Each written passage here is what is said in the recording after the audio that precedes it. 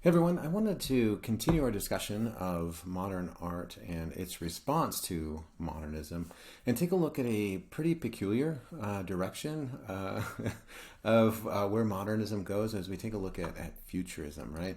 Going to be very different from what we see with Gauguin and primitivism or even with Fauvism.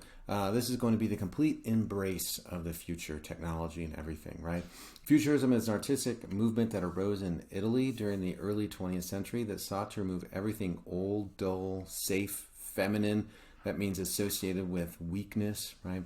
In conjunction with nihilism, they sought to remove all past social, cultural, and artistic ideas to replace them with new ideas that embraced machinery, technology, masculinity, and speed. And so as opposed to other movements that are rejecting the world of technology and urbanism, this is one that says we're all in, right? That this is the wave of the future. We need to embrace these ideas, and we need more. We need more of this extremism, right? I'd like to take a look just briefly at the manifesto, the Futurist Manifesto. We're not really going to study a lot of art manifestos for this semester, but this one's super interesting just because of how audacious the wording is, very passionate, very extreme, and in some ways it's hard to take serious because it's so extreme, but super fun ideas, right? Art should interpret and glorify contemporary life, which is incessantly and tumultuously transformed by a victorious science. And so in the embrace of science, technology, change, let the dead be buried in the deepest bowels of the earth. We can't learn anything from the past, so let's just remove it and do something new. Let the doorstep to the future be freed from all mummies. Room for movement for the young, the violent, and the bold. And so this idea of art should be avant-garde, it should be new, and it should they're arguing is that with this embrace of the newness, they need to embrace the new changes of the world around, rather than having apprehension to them or suggesting that society is corrupt. They're suggesting that, you know what, this is all bringing about a positive change, that we are evolving in a better way, right? So let's just embrace it. Continue on with the Art Manifesto. Art, in fact, can be nothing but violence, cruelty, and injustice, right? This idea that it needs to tear down, it needs to shock people out of complacency in order to direct and lead society to a new ideal. And then just kind of one more thought from the Futurist Manifesto. We will sing of great crowds excited by work, by pleasure, and by riot, right? This idea of we need change. We're going to bring about a new world order. We will sing of the multicolored polyphonic tides of revolution in the modern capitals. We will sing of vibrant nightly fervor of arsenals and shipyards blazing with violent electric moons, greedy railway stations that devour smoke-plumed serpents, factories hung on clouds by the crooked lines of their smoke, bridges that stride the lakes like giant gymnasts flashing in the sun with a glitter of knives, adventurous steamers that sniff the horizon, deep-chested locomotives whose wheels paw the tracks like hooves of enormous steel horses bridled by tubing, and the sleek flight of planes whose propellers chatter in the wind. Locomotives, planes, ships, all bringing this kind of new excitement to life. What it doesn't talk about is the amount of pollution that these things are bringing, but it's suggesting that this energy, this excitement of life, this modern life, needs to be celebrated. And so it's a different reaction to the same events that are happening, right? The idea is that we're going to see here riotous clouds, violence, revolution, the urban city with ships, electricity, smoky railways, trains, planes, signals, science and technology, uniting humanity to push to the future, right? So this idea that we're moving towards the future and we need to embrace this excitedly, right? So an idea of what art should be, revolutionary, society should be revolutionary. Let's come together and push these ideals, right? Shapes, what we're going to see with this new vision, this aesthetic, what it looks like, shapes and angles to create an abstract beauty. There's going to be a lot of similarities in terms of its jagged quality to Cubism and how Cubism looks. This is going to have slightly more color than the monochromatic scale of Cubism, but it's going to have the same kind of jagged angles in order to capture motion within art, right? So again, similar ideas within Cubism, but Cubism has more apprehensions about this world. They want this utopian ideal of change, revolution through art, what we see with Futurism is they kind of take it to the next level and say, let's make not just a cultural revolution that inspires people to change, let's actually kind of create riots, revolutions in order to create this change.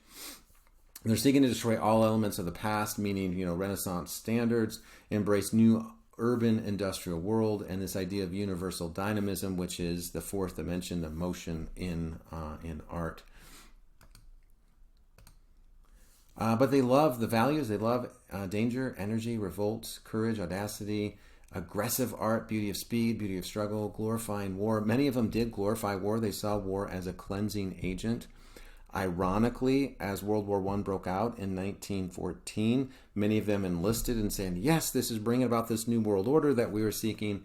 And many of them died, unfortunately, at war. And so Futurism kind of starts to move, I don't know what's the word, it kind of evolves past it. It just, there's not a lot of them left.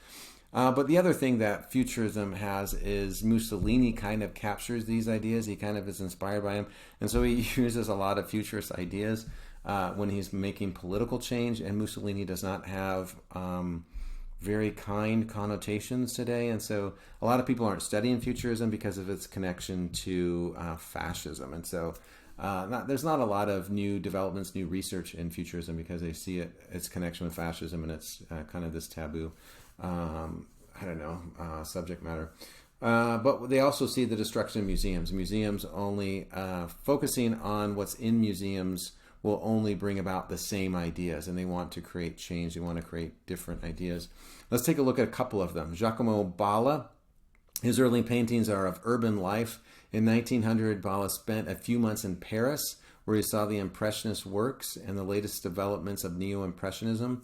On his return to Rome, he spoke enthusiastically about what he had seen to Umberto Boccioni, who is another futurist, and Gino Severini, who is another futurist. Balla focused on the optics that overlap between science and photography in painting. And here's an image that he represents, which doesn't really look revolutionary. This is not about riots and, destruction. This is about a woman walking a dog.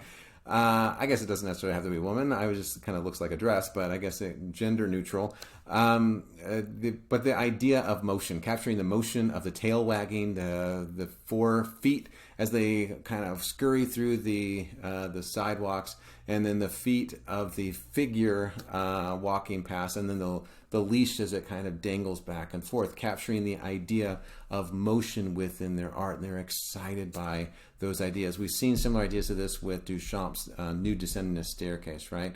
But here's an idea to think about. Thanks to the persistent image of the retina, things in movement multiply, are deformed, and follow one another like vibrations in space through the eyes we pass. Thus, a racehorse does not have 4 hoofs. He has 20, and their movements are triangular. And that should say Boccioni, who is the one who said that. But the idea of the triangular movement to capture the idea of motion in space. This is another one, thinking about the street lights, these electricity coming to town and having this new wave of excitement. But Thomas Edison invented the first commercially viable light bulb in 1879, and it takes a while for cities to get electricity and for this to kind of pick up. But by the turn of the century, this is becoming more and more common, and this allowed people to have a nightlife, to work at night. We saw some of these ideas with Van Gogh with his night cafe and his Starry Night. But electricity put towns and communities, it just changed them, right? It developed this infrastructure where people were able to have see things differently at night, right? But it brings ideas into conflict, right? Theologically, the idea that knowledge, technology, so this is just an example of Van Gogh when the idea of electricity is really picking up in Europe, and then the futurists see that kind of excitement and they capture it. So it's interesting that he puts the moon in the kind of in the rays of the street light there. But also it comes in conflict with a lot of ideas that we've studied in terms of Western tradition and humanity, thought, development, reason, rationalism, right? the idea traditionally within the Judeo-Christian mindset often is that reason, intellect leads to the fall, right? So we have the wonderful idea of the spark of life with Michelangelo, right? God giving Adam the spark of life. But then immediately they are tempted with the tree of knowledge, right? Tempted by the serpent, and then they're kicked out, right? Or this one over down here by Blake that we studied in this class with Elohim or God pushing Adam away due to his association with the serpent, the association with knowledge and reason, or Bruegel, the Tower of Babel, right? This idea of humanity believing that they can build something so high that it reaches heaven, and then in their arrogance and their pride, God confounds the language. And so a lot of times within Western tradition, human progress is seen as a negative, right? We've seen that carry over with primitivism, right? Growth, change, development, technology, science generally has a negative connotation or can have a negative connotation. But what we see here is a change within that, right? This is something that we need to celebrate, right? Let's take a look at a couple more. This one is just the speed of a motorcycle. So you see the kind of the wheels of the motorcycle as it speeds by. What would this look like if you were a painter or just drawing something as it speeds by? It's going to look blurred, and so it's capturing the idea of motion through space. Taking a look at Umberto Boccioni, who you guys are more familiar with, probably his most famous work, the persistence of, or the unique forms of continuity in space. In 1899, he moved to Rome, where he developed a passionate interest in painting and met a fellow artist, Gino Severini and Giacomo Balla, and they kind of come together and form this futurist movement. Balla introduced him to the use of complementary colors, which just suggests on a color wheel, complementary colors are on the opposite ends of the spectrum. So purple and yellow are complementary colors. Blue and orange are complementary colors, red and green. If you notice sporting teams often use complementary colors within their color scheme. And this is to give it more contrast. So complementary colors doesn't mean like complementary colors with an L-I means I compliment you. That's a nice hat. Complement with an L-E means that it's just colors that are the contrasting one another to create this intense contrast, this intense, vibrant kind of, feeling within the retina. Van Gogh used complementary colors in his works, right? All right, let's see. Focusing the using complementary colors to express dramatic and violent ways, right? So this kind of intense contrast. In the spring of 1906, Boccioni grew tired of Italy and went to Paris, and he was astonished by its modernity and influenced his search for newness in art. A lot of Italy, still to this day, is very traditional. In a lot of ways, technologically speaking, I mean, they do have internet, they do have cell phones, but in a lot of ways, when you go to a hotel in Italy, it's not as modern as if you go to Paris, right? So Italy is very rooted in tradition, very rooted in the way things are, the way ideas should be. There's really not a big modern art movement in Italy. They're still kind of rooted in the Renaissance and tradition. And so you can sense that futurists being kind of, surrounded by this emphasis of tradition and being stuck in the past. They wanted to change. They wanted to embrace these new ideas that they see happening in other places of the world.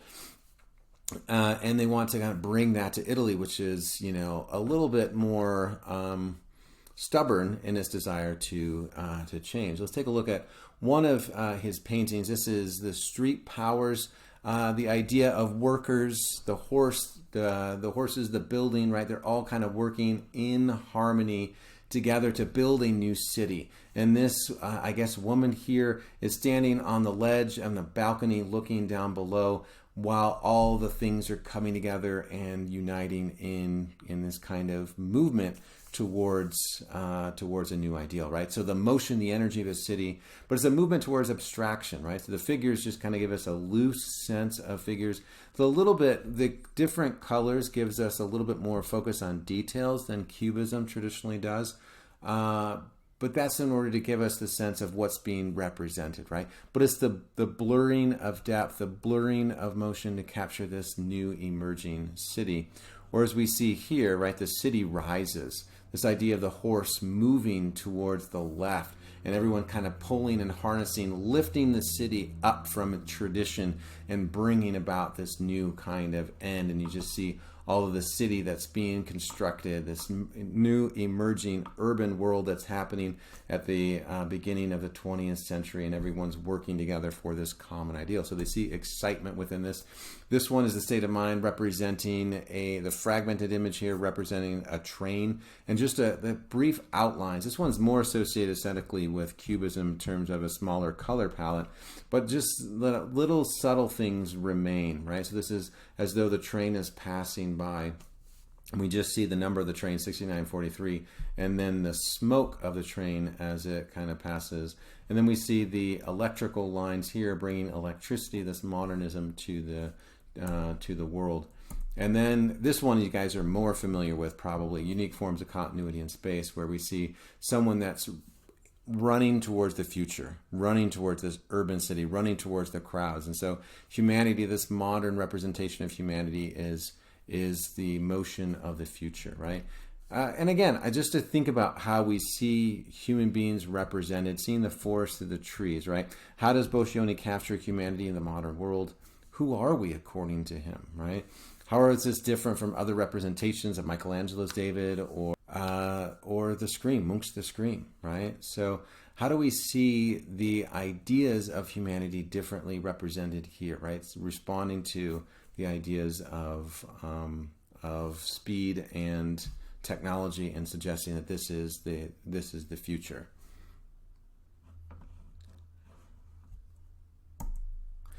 All right, taking a look at Luigi Ruzzolo, another futurist, just briefly here. He studied music, but became a self-taught painter. He came to embrace Futurism with this love of noise, simultaneity, things happening at the same time.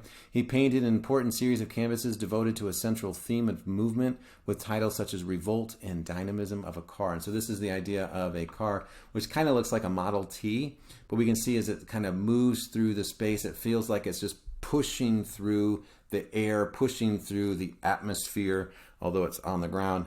And racing through town. So again, the idea of industry speed.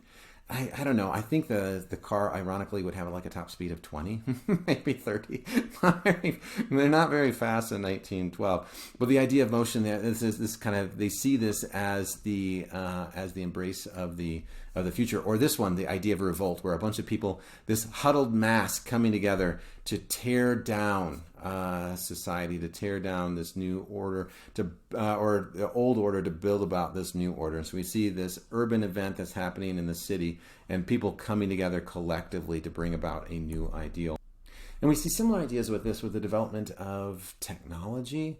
This one is done in 1915, a year after World War I starts, and we see the use of science and technology in order to help with the war effort. Here we see the armored train as the soldiers emerge from the top, shooting as they race through the countryside to their future of taking over a particular area, and then the cannon up above firing. So the idea of speed, and this is giving us the perspective as though a plane is passing by. So we have this aerial perspective.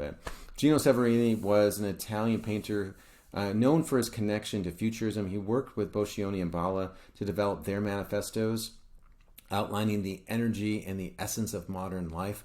During World War I, Severini served in the Italian army, and he continued to explore the themes of movement, technology, and urban life after the war. But this is just one movement's response to modernism. Not all movements, this is a good example that not all movements are the same, and they respond to similar ideas, similar events, but they do so differently, right? Some of them have apprehensions about this modern world. Some of them embrace it, saying that this is the future. We need to come to terms with it. And these changes are positive, right? That we're progressing. Science, medicine, technology are all making humanity better. So rather than having this apprehension towards them, maybe we need to take a look at what we can value from them, what we can learn from them, how we can develop and better humanity by them, right? So this one's much more extreme in terms of its revolt, in terms of its embrace of war, but it's the idea that not all things during this time were bad, and artists weren't all having this apprehension towards them.